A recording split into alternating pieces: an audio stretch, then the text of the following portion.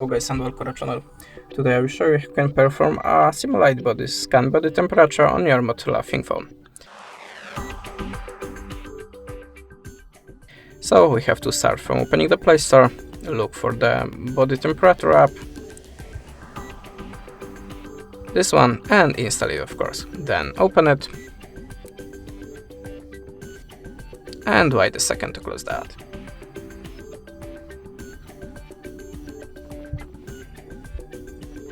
Then go to the simulation section, and if you want to start the scan, just hold your finger in this place.